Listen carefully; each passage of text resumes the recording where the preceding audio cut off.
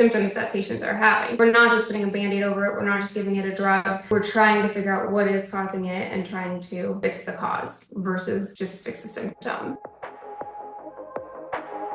Welcome to the Beauty Talk podcast, where we feature how the best medical practitioners help their patients to look better, younger, and healthier.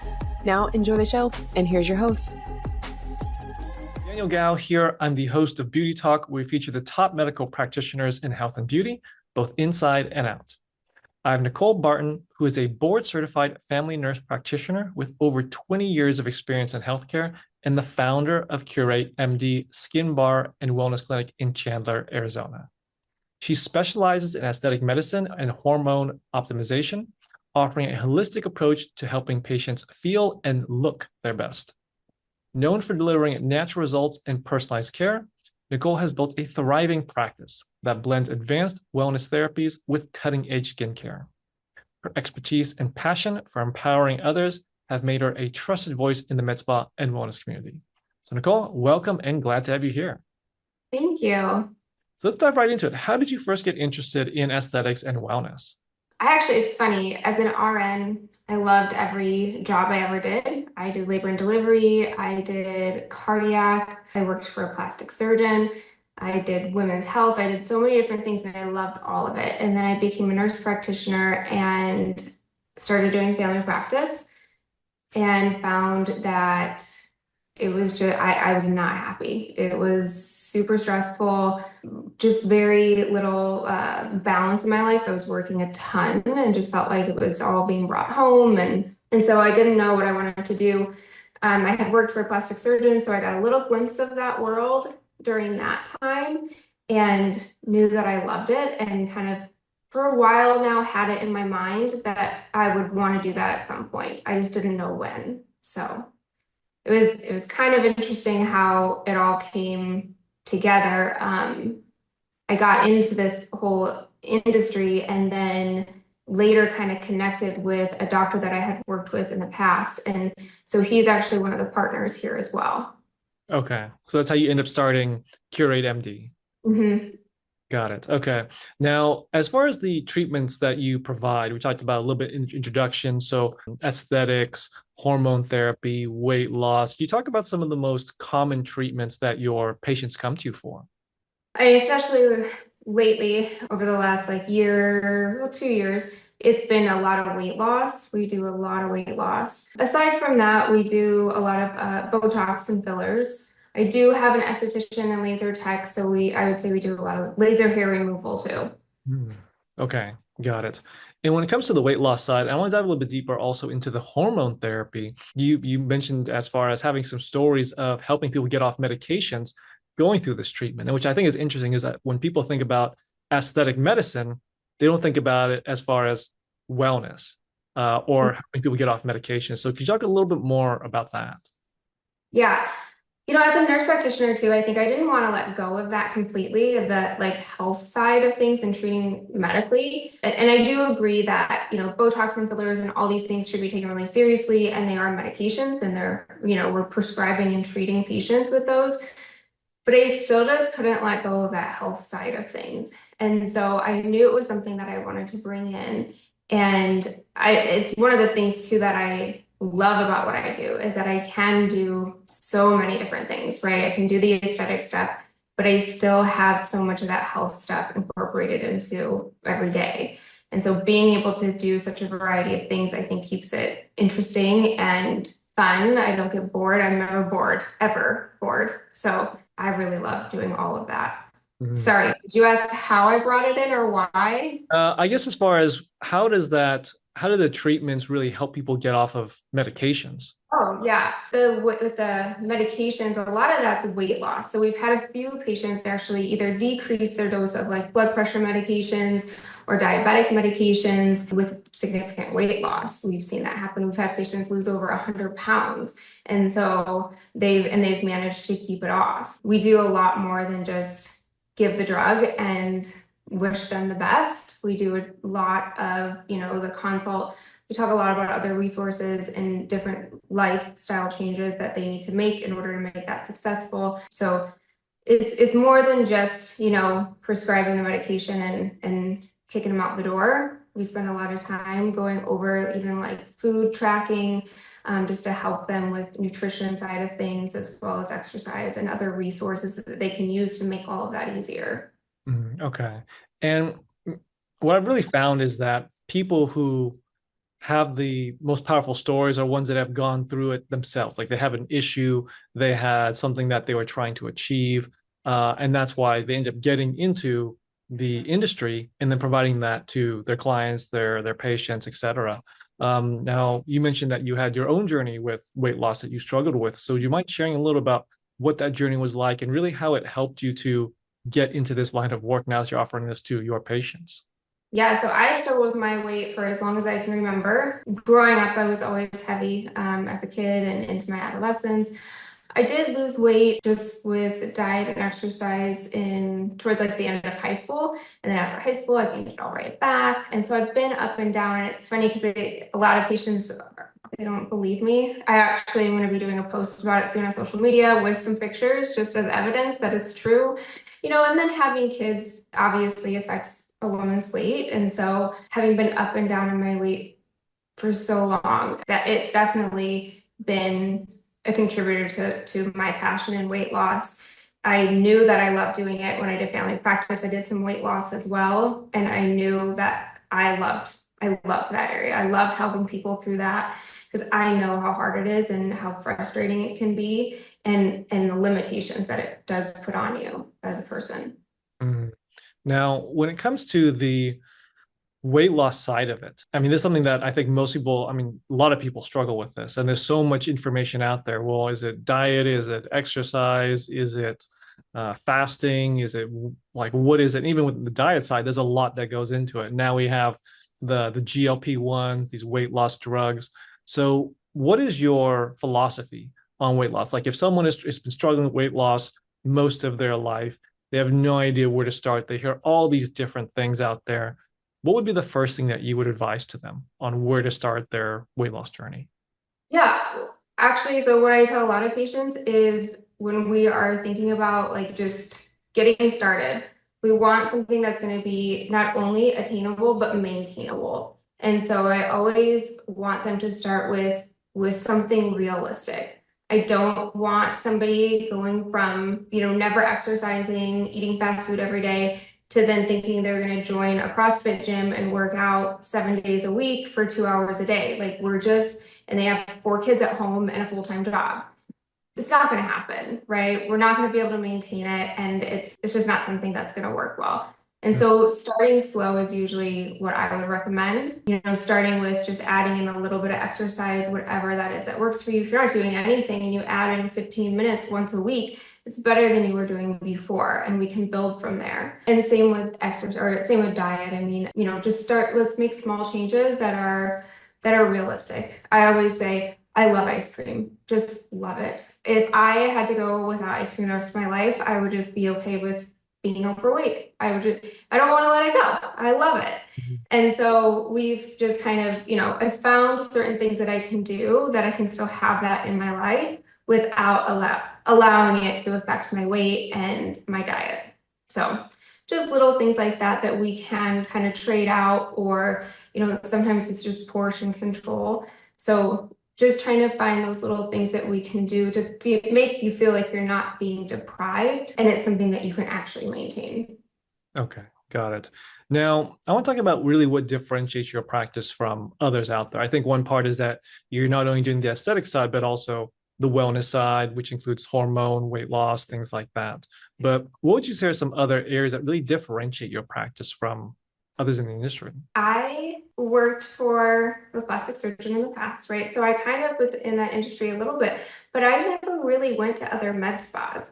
And from what I understand, it's not always super friendly when you walk into a med spa. And I think it's, geographical. It depends on where you are. We're in Chandler, Arizona. It's a little different than like the setting of in like Scottsdale area, which isn't too far from here, but it's a different kind of feeling when you walk in. I feel like our office is super warm. All of the girls here are just super welcoming, and just make you feel comfortable. But not only just that, I think what sets us apart too is just a higher level of care. As a nurse practitioner, I'm here in the office when we're open, here to do full consultations. We're not sending you just an RN to do full consultations and treatments where you're going to see myself or another nurse practitioner. So I'm currently our only nurse practitioner. We just had another one that left, and then so end of summer, we're gonna hire another nurse practitioner. So even with like the esthetician and laser techs, I'm still in-house when all of that's going on. So just a higher level of care. Now, Nichole, I'm sure that you've had a lot of people coming in through your door, and I'm sure that along with a lot of people, there's a lot of misconceptions or even myths or beliefs that people come in with, thinking that, oh, it's this way or it's that way, or they think they need one thing or need another thing, but it's completely wrong. Could you share some common misconceptions that you hear all the time when people Oh come yeah. to practice? Yeah. So filler, I think, is the number one thing that pops in my head. When people think filler, they just think they're gonna look crazy and they're gonna look completely different.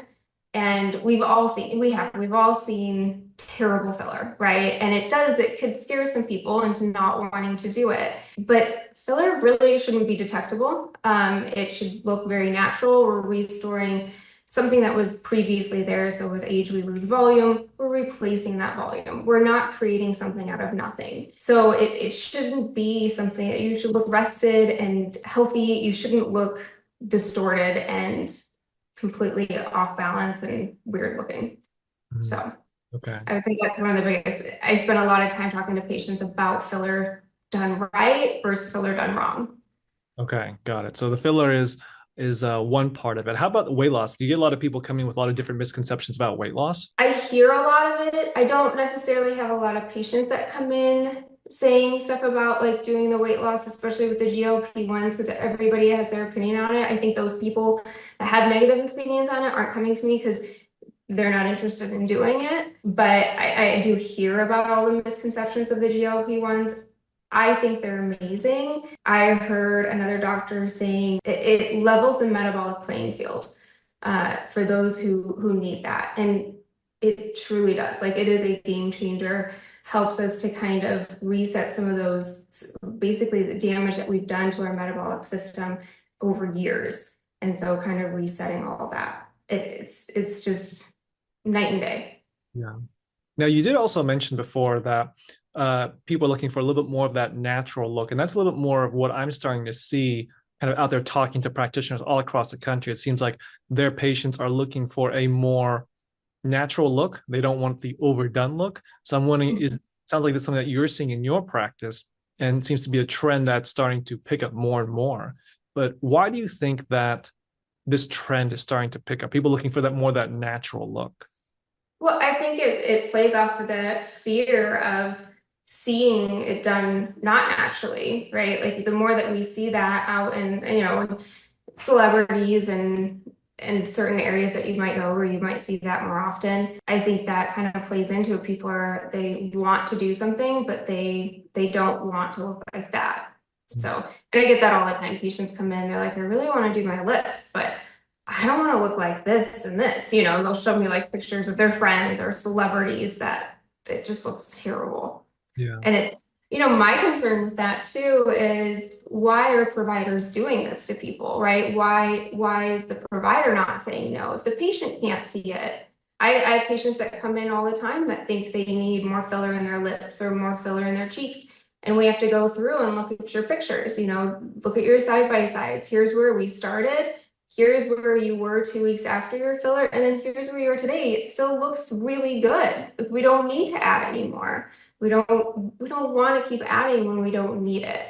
And so I don't know if I assume it's a money thing, that providers are willing to do it when it's not necessary, but I believe it's what's causing this whole issue that we have with filler. Yeah. I think it's a great point you bring up is that some people, they have this sometimes warped view of how they view themselves, but you as the practitioner have to tell them no, like this is enough. Sometimes you have to tell them no, which I think it's helpful because it generates more trust when you tell someone that no, I can't do this for you anymore, then they trust you more. But I think it's also like an ethics thing also. Like you are really looking for what is the best outcome for your client or your patient. It may not be them spending more money with you. It may actually them spending less money with you, but it's you're looking for what is the end goal? What's in the best interest? Yep, and long-term goal. Yeah. Yeah. And yeah, I have, like I said, I have patients that I have to say no to all the time, and they, sometimes they're disappointed. Well, I took the day off of work and I'm already here. Well, you have to remember too, as a provider, this is a medication, and if a patient came in and told me they wanted to be prescribed a specific medication or drug, it doesn't mean that I have to do it. I still have that right as the provider to determine what's best, right? And so it's a little gray, I think, because it's a cash pay structure. But at the end of the day, it's prescribing a medication, and it still needs to be there. It's that responsibility of the provider is still there. Got it. Now, Nichole, when it comes to aesthetic medicine, it's part art and part science. So I want to talk a little bit more on the artistic side of it. How much artistry do you believe is required to be successful when it comes to any type of aesthetic treatment? I think it's more than I originally ever thought. Like when I first started doing this, I actually love that side of it. So it works out well, I think. But yeah, I think there is a lot to it. I mean, we're looking at the face, and no face is the same, but we're trying to see different sections of the face in different proportions, and trying to make everything kind of go together naturally, right? And have that balanced look.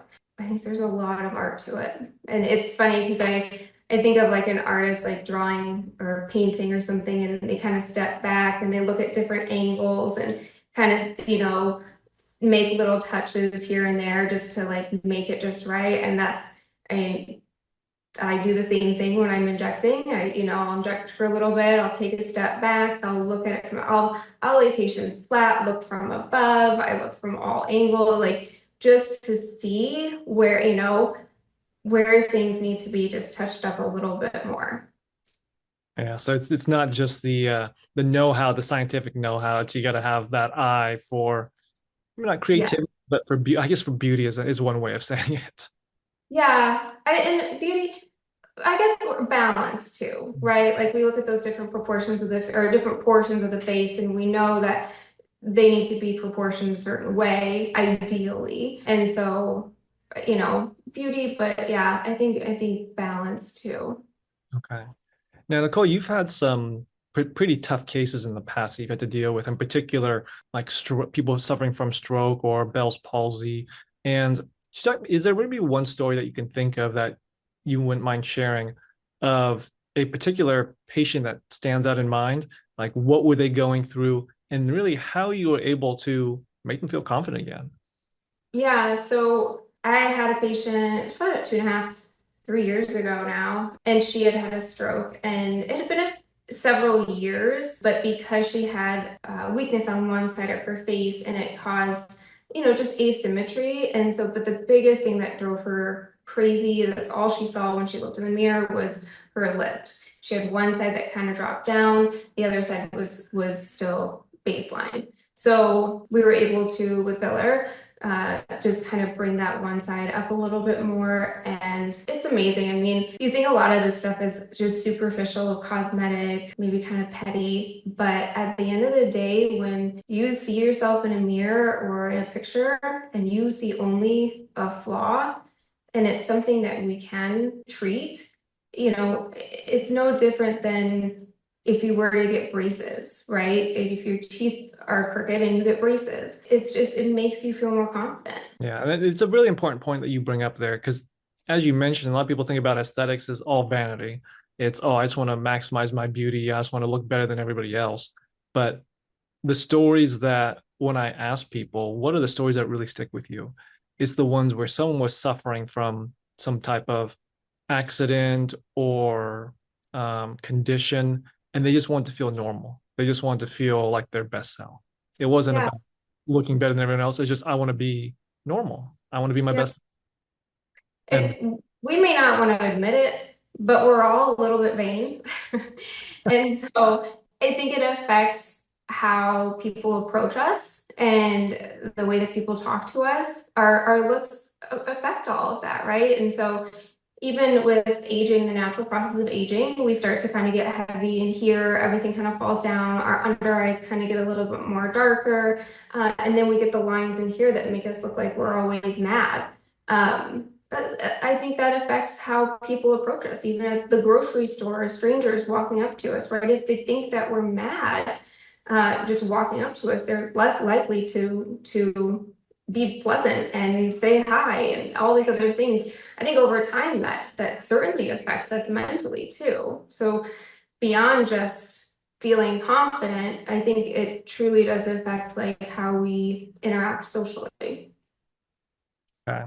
Now, Nichole, what do you think the future of aesthetics and wellness is going? I mean, I certainly don't see it going away anytime soon. I think we'll always be worried about how we look, right? And as far as wellness, I think there's so many exciting things coming. I love peptides. We do a lot of peptides here, and I just feel like there's so much more to learn about that whole world and kind of getting away from some more of that traditional like insurance-based medical care, being able to kind of go beyond that and treat a little differently than we can when we're really restricted by insurance and other things. But yeah, I think there's a lot of exciting things to come as far as wellness goes. And aesthetics is always growing and changing. And I mean, I can't even, who knows where that's going to go. It's been so many great changes. So we'll see. Now, I want to dive a little bit deeper into the peptide side because it's something that I've been hearing more and more about. I've done a little bit of research and I like health in general, but if you had to explain it to the average person who doesn't know what it is, could you explain number one, what it is? And number two, like why is it such a new, like a powerful new upcoming treatment in your opinion?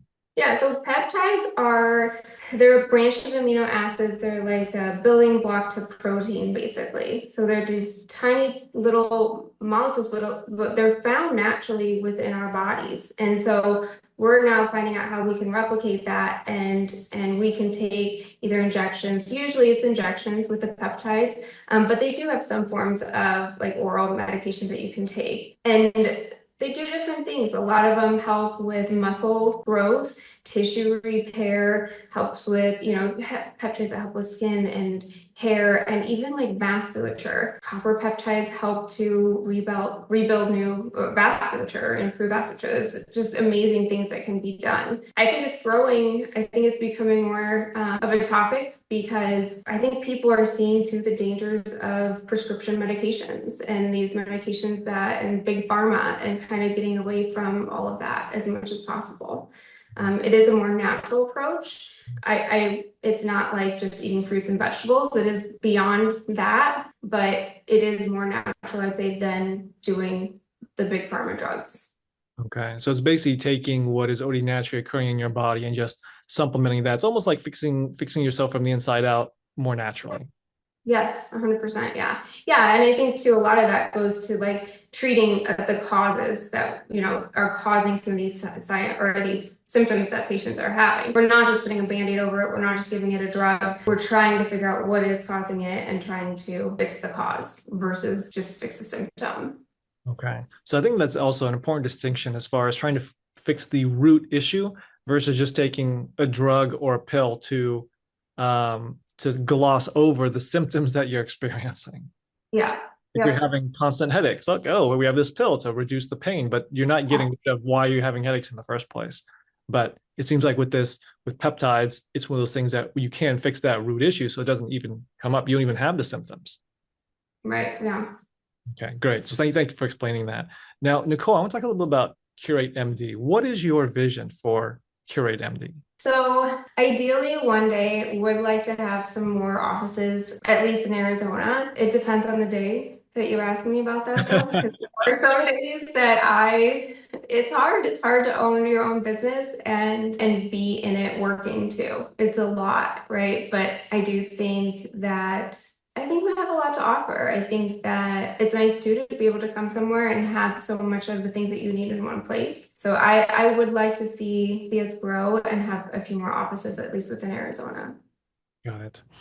Now, Nichole, what is the most important piece of advice you can give to someone who's thinking about getting a aesthetic procedure done or looking for something as far as wellness, like trying to fix the root issue of something? They're looking for that, but they aren't sure which provider to choose. Like, what would be your most important piece of advice to someone in that situation?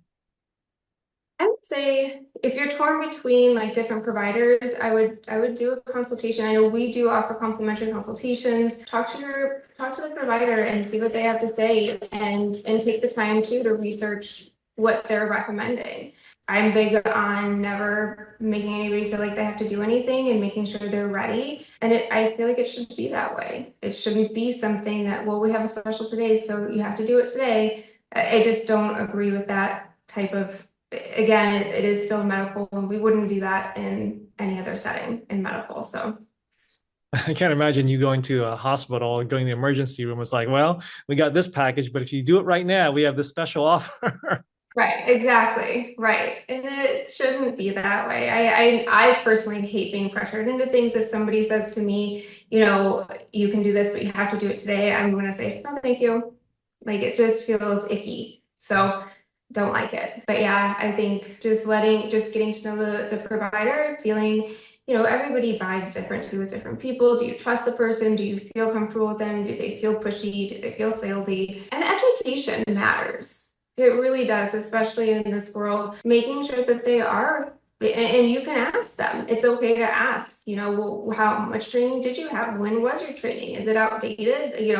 None of that's wrong. You're allowed to ask those questions. I think that I want to dive a little bit deeper into that education side of it, because I think when people think about medical professionals, like, oh, like, all this information, and they just make the assumption, oh, you know everything about medicine. Yeah. The ongoing education is just like anything else, is you have to keeping up with things, especially now with these new treatments, peptides, and then hormone therapies, new weight loss drugs. Even in the aesthetics side, there's more and more coming out. So you have to keep updating, keep learning, and keep growing. I mean, I think that's just a critical part of it. Yeah, there's always something to learn. And yeah, it is always changing and growing. Okay. Now, Nichole, I have one last question for you, but before I ask it, I want to point people to your website at curatemdskinbar.com. Now, my last question for you is, what does beauty mean to you? I think beauty means feeling good about who you are from the inside out, feeling healthy and feeling confident. I think that's beautiful. I think beauty is not one image. It can be many different things. But again, it goes back to just being happy with who you are. Very well said. Well, there you have it, Nichole sharing her expertise. Now, Nichole, where can people contact you in your practice? So you can text or call at 602-919-0345 or message us through Instagram or Facebook. The girls are really good at getting back with people pretty quickly. So, well, Nichole, it was a pleasure. Great to have you on, and thank you for sharing your message. thanks for having me. Thanks for listening to the Beauty Talk podcast. Any questions, please contact the practice directly with the contact information provided during the show. We'll see you again next time. Bye for now.